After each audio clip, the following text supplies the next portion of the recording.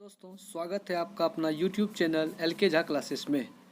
आज से मैं लुसेंट के वस्तुनिष्ठ प्रश्नों का रिवीजन कराऊंगा और आज का पहला वीडियो आधुनिक भारत के इतिहास से शुरू करूंगा, जिससे कि आपकी तैयारी और भी बेहतर हो सके।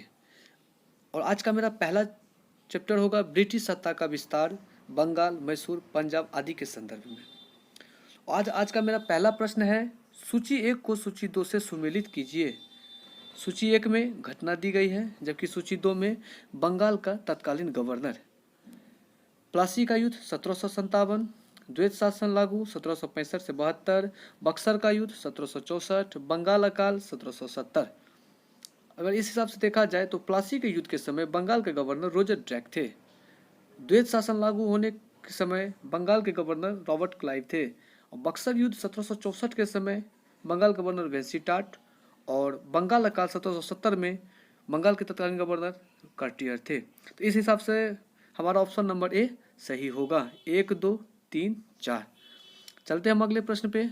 प्रश्न नंबर 2, प्लासी की लड़ाई 1757 में अंग्रेजी सेना का नेतृत्व किसने किया? ऑप्शन है हमारा Robert Clive, Hector Munro, Warren Hastings, इनमें से कोई नहीं। इसका सही जवाब होगा रॉबर्ट क्लाइव। अगले प्रश्न पे चलते हैं। बक्सर के युद्ध 1764 में अंग्रेजी सेना का नेतृत्व करने वाला था। ऑप्शन नंबर ए है Robert Clive, B Warren Hastings, C Hector Munro, D Charles Eyre Coote. इसका सही आंसर होगा option number C Hector Munro. अगले प्रश्न पे चलते हैं। प्रश्न नंबर 4, बंगाल का द्वैत शासन कब से कब तक चला? ऑप्शन नंबर ए 1757 से 1767 तक, ऑप्शन नंबर बी 1764 से 1793 तक, ऑप्शन नंबर सी 1765 से 1772 तक और ऑप्शन नंबर डी 1760 से 1793 तक। तो इसका सही आंसर होगा ऑप्शन नंबर सी 1765 से 1772 तक। चलते हैं हम अगले प्रश्न पे। अगला प्रश्न है मेरा प्रश्न संख्या 5।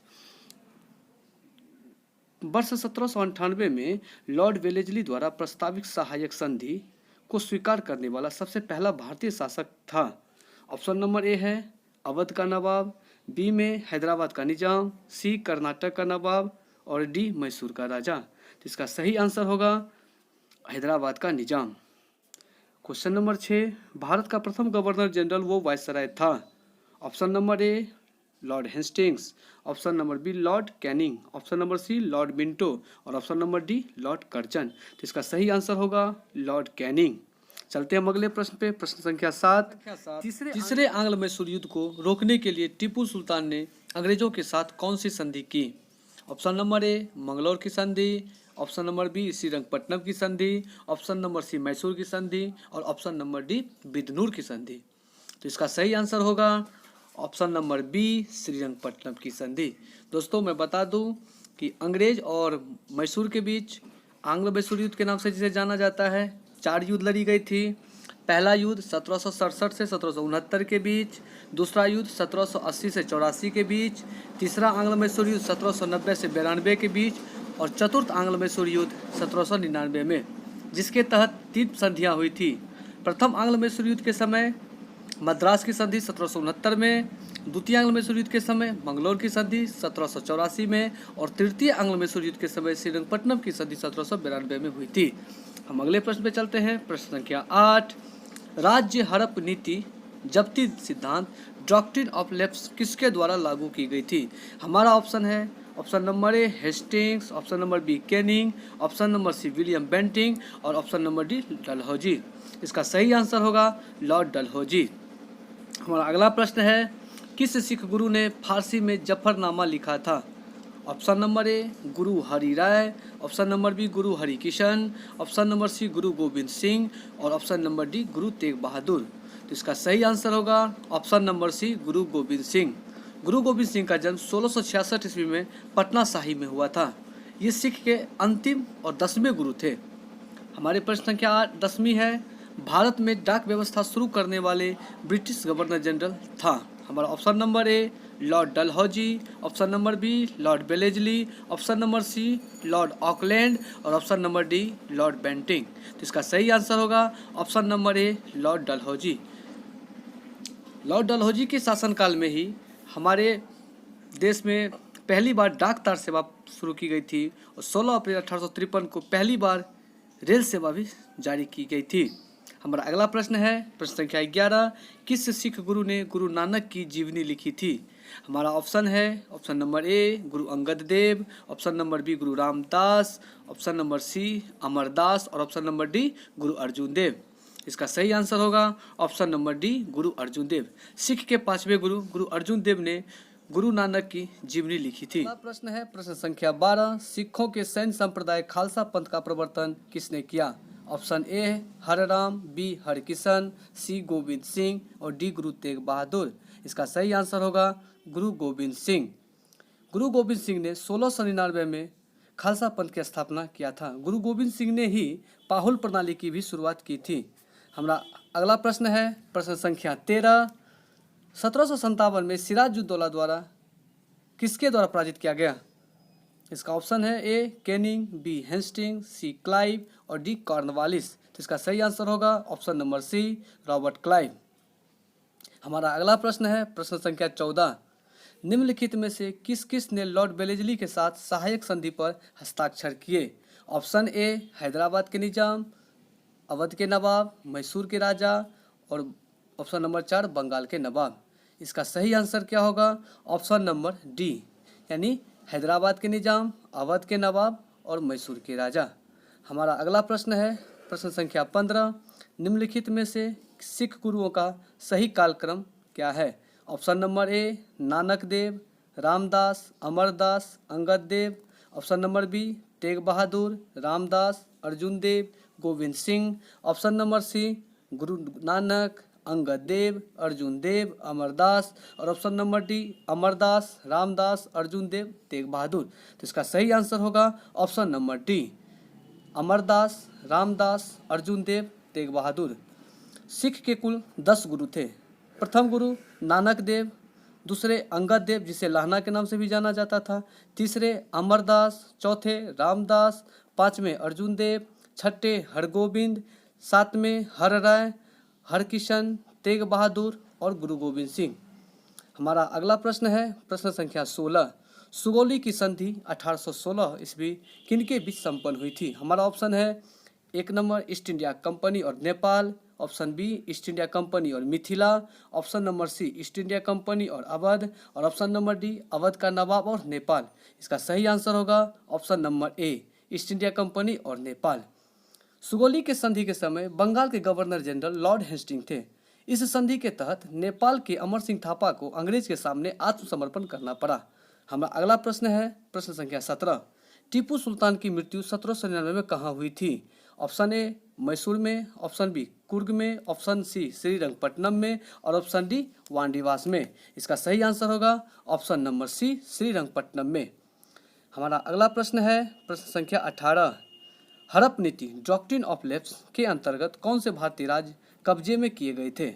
Option number A Jhansi, Nagpur, Travancore, option B Jhansi, Nagpur व सतारा, ऑप्शन सी झांसी, सतारा व मैसूर और ऑप्शन डी मैसूर, सतारा और भावनगर। इसका सही आंसर होगा option number B Jhansi, Nagpur व सतारा।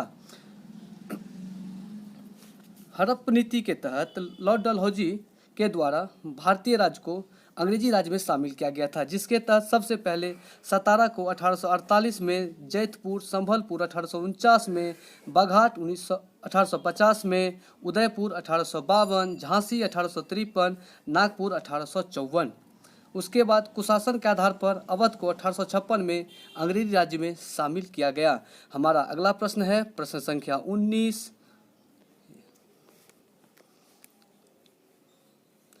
ठगी प्रथा के उन्मूलन से संबंध गवर्नर जनरल थे। ऑप्शन हमारा ए कॉर्नवालिस, बी बेंटिंग, सी डलहौजी, डी रिपन। इसका सही आंसर होगा लॉर्ड विलियम बेंटिंग। वोडियार प्रश्न संख्या 20, वोडियार के शासक थे। ऑप्शन ए मैसूर रियासत, बी ट्रावनकोर, सी विजयनगर और डी इनमें से कोई नहीं। इसका सही आंसर होगा मैसूर रियासत। हमारा प्रश्न संख्या 21, टीपू सुल्तान की राजधानी थी। ए श्रीरंगपट्टनम, बी मैसूर, सी बंगलौर और डी भाग्यनगर। इसका सही आंसर होगा ऑप्शन नंबर ए श्रीरंगपट्टनम।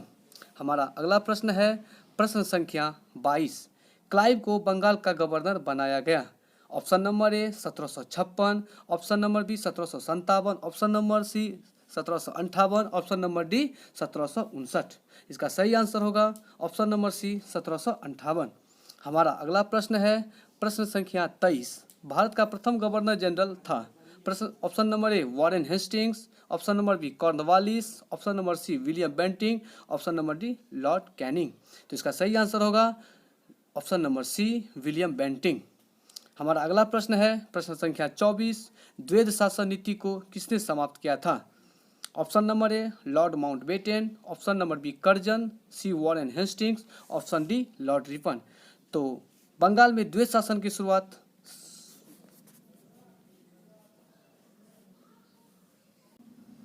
1765 से 72 के बीच लगी थी। इसकी समाप्ति वॉरेन हेस्टिंग्स के द्वारा किया गया था। हमारा प्रश्न संख्या 25। अंग्रेजों का सर्वाधिक विरोध किसने किया था? ऑप्शन नंबर ए राजपूतों ने, बी मुगलों ने, सी सिखों ने और डी मराठों ने। तो इसका सही आंसर होगा डी मराठों ने। हमारा प्रश्न संख्या अगला 26 है। प्लासी का युद्ध 1757 ईस्वी अत्यधिक ऐतिहासिक महत्व का था क्योंकि? ऑप्शन नंबर ए इसमें भारत में फ्रेंच शक्ति का अंतर कर दिया, इसे बंगाल में ब्रिटिश वर्चस्व के लिए मार्ग प्रशस्त किया और इसके बाद संपूर्ण भारत पर ब्रिटिश नियंत्रण के लिए रास्ता खुल गया। Option number C admiral Watson colonel Clive के अधीन सारी सेना को सफाया हो गया।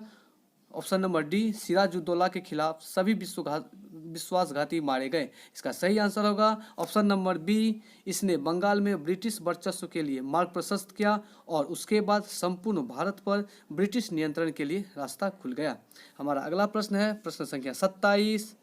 ब्रिटिश सरकार भारतीयों को आधुनिक शिक्षा देना चाहती थी, इसमें उनका उद्देश्य क्या था? ऑप्शन नंबर ए भारत में अपनी राजनीतिक सत्ता की नींव सुदृढ़ करना, ऑप्शन नंबर बी भारत में शिक्षा का स्तर को ऊपर उठाना, ऑप्शन नंबर सी भारत में जन साक्षरता का विकास करना, ऑप्शन नंबर डी निरक्षर भारतीयों के अंदर व्याप्त अराजकता को दूर करना। इसका सही आंसर होगा ऑप्शन नंबर ए भारत में अपनी राजनीतिक सत्ता की नींव सुदृढ़ करना। हमारा अगला प्रश्न है प्रश्न संख्या 28। प्रशासनिक अव्यवस्था यानी कुशासन के आधार पर डलहौजी ने किस राज्य को ब्रिटिश साम्राज्य में मिलाया था? Option number A Awadh, B Orissa, C Burma और डी संयुक्त प्रांत। इसका सही आंसर होगा अवध। हमारा अगला प्रश्न है प्रश्न संख्या 29। आदि ग्रंथ की संकलन किसने किया था?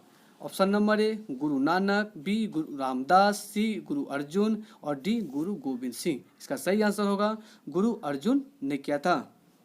आदि ग्रंथ को संकलित गुरु अर्जुन देव ने की थी, जबकि आदि ग्रंथ को वर्तमान रूप गुरु गोविंद सिंह ने दिया था। हमारा अगला प्रश्न है प्रश्न संख्या 30। भारत में आधुनिक शिक्षा प्रणाली की नींव किससे पड़ी? हमारा ऑप्शन है ए 1813 के चार्टर अधिनियम से, 1853 के मैकाले कैबिनेट से, सी 1882 के हंटर आयोग से और डी 1854 के वुड डिस्पैच के से।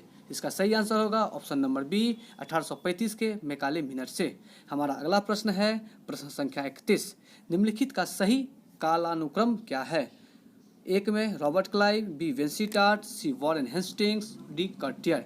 इसका सही आंसर होगा option number B Robert Clive, Vansittart, Cartier, Warren Hastings. अगर इनके कार्यकाल पर ध्यान दिया जाए तो रॉबर्ट क्लाइव 1757 से 1760 तक, उसके बाद 1760 से 1765 तक वेंसीटाट, 1772 से 1785 तक वॉरेन हेस्टिंग्स और 1769 से 1772 तक कर्टियर। हमारा अगला प्रश्न है प्रश्न संख्या 32। भारत में ईस्ट इंडिया कंपनी का सफलता का राज था? ऑप्शन नंबर ए भारत में राष्ट्रीय भावना की कमी, ऑप्शन नंबर बी कंपनी की सेना को पश्चिमी प्रशिक्षण मिला था तथा उसके पास आधुनिक हथियार थे, ऑप्शन नंबर सी भारतीय सैनिकों में भावनाओं का अभाव और ऑप्शन नंबर डी हमारा है ऑप्शन डी उपयुक्त सभी। तो इसका सही आंसर होगा उपयुक्त सभी। हमारा अगला प्रश्न है प्रश्न संख्या 33। भारत में निम्न वायसराय में से किसके काल में Indian Penal Code, civil procedure code और क्रिमिनल प्रोसीजर कोड पारित किए गए? ऑप्शन है A Lord Mayo, B Lord Dalhousie, C Lord Canning और डी लॉर्ड डफरिन। तो इसका सही आंसर होगा option number C Lord Canning. हमारा अगला प्रश्न है प्रश्न संख्या 34। निम्नलिखित में से ब्रिटिश सरकार का वह गवर्नर जनरल कौन था जिसने भारत में डाक टिकट शुरू किए थे? Option number A Lord Dalhousie, B Lord William Bentinck, C Lord Canning और डी लॉर्ड ऑकलैंड। इसका सही आंसर होगा option number A Lord Dalhousie. हमारा अगला प्रश्न है प्रश्न संख्या 35। सती प्रथा का अंत करने तथा ठगी को समाप्त करने का श्रेय किसको जाता है? Option number A Lord Dalhousie, B Lord William Bentinck, C Lord Auckland, D Lord Canning. तो इसका सही आंसर होगा लॉर्ड विलियम बेंटिंग। हमारा अगला प्रश्न है प्रश्न संख्या 36। निम्नलिखित में से अवध के स्वायत्त राज्य का संस्थापक कौन थे? हमारा ऑप्शन है ए शुजा-उद-दौला, बी सआदत खान बुरहान उल मुल्क, सी सफदरजंग और डी शेर खान। तो इसका सही आंसर होगा सआदत खान, जिसे बुरहान उल मुल्क की उपाधि दी गई थी। हमारा अगला प्रश्न है प्रश्न संख्या 37। निम्नलिखित में से किसने मीर कासिम तथा शुजा-उद-दौला के साथ मिलकर अंग्रेजी ईस्ट इंडिया कंपनी पर युद्ध घोषित किया और बाद में बक्सर युद्ध में अंग्रेजों से पराजित हुए? हमारा ऑप्शन है ए जहांदार शाह, बी फारूक सियर, सी मोहम्मद शाह और डी शाह आलम द्वितीय। इसका सही आंसर होगा option number D Shah Alam द्वितीय। यहाँ पे हम बता दें कि जहांदार शाह को लंपट मूर्ख के नाम से जाना जाता है, फारूक सियर को घृणित कायर के नाम से जाना जाता है, जबकि मोहम्मद शाह को रंगीला बादशाह कहा जाता है। हमारा अगला प्रश्न है प्रश्न संख्या 38। ईस्ट इंडिया कंपनी और बंगाल के नवाब के बीच जब प्लासी का युद्ध हुआ उस समय मुगल सम्राट कौन था? हमारा ऑप्शन है ए अहमद शाह, बी अजीजुद्दीन आलमगीर द्वितीय, सी मोहम्मद शाह और डी शाह आलम द्वितीय। इसका सही आंसर होगा अजीजुद्दीन आलमगीर द्वितीय। हमारा अगला प्रश्न है प्रश्न संख्या 39। ईस्ट इंडिया कंपनी के नेतृत्व में रॉबर्ट क्लाइव का उत्तराधिकारी निम्नलिखित में से कौन था? हमारा option A William Bentinck, B Cornwallis, C Hastings और डी वेलेजली। इसका सही आंसर होगा लॉर्ड हेस्टिंग्स। हमारा अगला प्रश्न है प्रश्न संख्या 40। नवाब सिराज-उद-दौला एवं ईस्ट इंडिया कंपनी के बीच संघर्ष का प्रमुख कारण था? ऑप्शन नंबर ए अंग्रेजों ने सिराज-उद-दौला के राज्यारोहण का विरोध किया, ऑप्शन बी अंग्रेजों ने व्यापार छूट का दुरुपयोग किया, ऑप्शन सी अंग्रेजों ने बंगाल में फ्रांसीसियों के उपनिवेश चंद्रनगर पर हमला किया, ऑप्शन नंबर डी काला काराबास जिसे ब्लैक होल की घटना के नाम से जाना जाता है। इसका सही आंसर होगा ऑप्शन नंबर बी अंग्रेजों ने व्यापार छूट का दुरुपयोग किया। हमारा अगला प्रश्न है प्रश्न संख्या 41। प्लासी के युद्ध में केवल कुछ सरदारों ने सिराज-उद-दौला का साथ दिया, वे सरदार निम्न में कौन थे? ऑप्शन है एक नंबर में मोहनलाल, 2 राय दुर्लभ, सी 3 में राजबल्लभ, 4 में मीर मदान और 5 में खादिम खां। तो यहाँ पर हमारा ऑप्शन नंबर सी सही होगा, मोहनलाल और मीर मदान। प्रश्न संख्या 42। काल कोठरी ब्लैक होल की घटना जिसमें 146 में से 123 लोग एक छोटी कोठरी में बंद कर दिए जाने के कारण मर गए थे, कहाँ घटी थी? Option number A Murshidabad, B Dhaka, C Munger, D Calcutta. इसका सही आंसर होगा डी कलकत्ता। प्रश्न संख्या 43। प्लासी के युद्ध के बाद भारत के लिए शाश्वत दुख की काली रात का आरंभ हुआ, यह किस बंगला कवि का कथन है? इसका ऑप्शन है ए नवीन चंद्र सेन, बी बंकिम चंद्र चटर्जी, सी रविंद्रनाथ टैगोर, डी काजी नजरुल इस्लाम। इसका सही ऑप्शन है ऑप्शन नंबर ए नवीन चंद्र सेन। हमारा अगला प्रश्न है किस इतिहासकार ने 1765 ईस्वी से 1772 ईस्वी तक की कंपनी को राज्य को डाकुओं का राज्य की संज्ञा दी? ऑप्शन ए जदुनाथ सरकार, बी के एम पनिक्कर, सी तारानंद और डी इनमें से कोई नहीं। इसका सही आंसर होगा ऑप्शन नंबर बी के एम पनिक्कर। हमारा अगला प्रश्न है प्रश्न संख्या 45। सुरक्षा प्रकोष्ठ नीति रिंग फेंस पॉलिसी संबंधित हैं? Option number A Warren Hastings, option number B Lord Dalhousie, option number C Lord Lawrence और डी लॉर्ड हेस्टिंग्स। इसका सही आंसर होगा option number A Warren Hastings. Warren Hastings के समय में ही राजकीय कोषागार को मुर्शिदाबाद से हटाकर कलकत्ता लाया गया। इसी के समय में जोनाथन डंकन ने 1782 में बनारस में संस्कृत विद्यालय की स्थापना की और वॉरेन हेस्टिंग्स के कार्यकाल के दौरान ही बोर्ड ऑफ रेवेन्यू की स्थापना की गई। हमारा अगला प्रश्न है प्रश्न संख्या 46। इलाहाबाद की संधि 1765 के बाद रॉबर्ट क्लाइव ने मुर्शिदाबाद का उप दीवान किसे बनाया? Option A Mohammad Raza Khan, B Raja Sitab Rai, C Rai Durlabh और डी सैयद गुलाम हुसैन। इसका ऑप्शन होगा ए मोहम्मद रजा खां। हमारा अगला प्रश्न है प्रश्न संख्या 47। निम्नलिखित में से किस भारतीय को रॉबर्ट क्लाइव ने बिहार का नायब दीवान नियुक्त किया था? इससे पिछले प्रश्न में हमने देखा था कि बंगाल का किसे दीवान नियुक्त किया गया था, यहाँ पर बिहार के बारे में दिया गया है। तो इसका option A Amit Chand, B Manak Chand, सी राय दुर्लभ, डी राजा सिताब राय। इसका सही आंसर होगा राजा सिताब राय। हमारा अगला प्रश्न है प्रश्न संख्या 48। रंजीत सिंह ने सुप्रसिद्ध कोहिनूर हीरा प्राप्त किया था? हमारा ऑप्शन ए शाह शुजा से, बी जमा शाह से, सी दोस्त मोहम्मद से और डी शेर अली से। इसका सही आंसर होगा ऑप्शन नंबर ए शाह शुजा से। हमारा अगला प्रश्न है प्रश्न संख्या 49। ब्रिटिश जनरल जिसने हैदर अली को पोर्टो नोवा के युद्ध में हराया? Option number A captain Popham, option number B sir Eyre Coote, option number C sir Hector Munro, option number D general Goddard. इसका सही आंसर होगा option number B sir Eyre Coote. द्वितीय आंग्ल मैसूर युद्ध के दौरान 1782 में हैदर अली की मृत्यु हुई थी। हमारा अगला प्रश्न है प्रश्न संख्या 50। महाराजा रंजीत सिंह के उत्तराधिकारी थे? Option number A Hari Singh Nalwa, B Kharak Singh, C Sher Singh और डी नौनिहाल सिंह। इसका सही आंसर होगा खड़ग सिंह। तो दोस्तों आज हम 50 प्रश्नों का सेट करवाए हैं और हमारा अगला प्रश्न प्रश्न संख्या 51 से दूसरे दिन अपलोड कर दी जाएगी। तब तक के लिए वीडियो देखने के लिए धन्यवाद।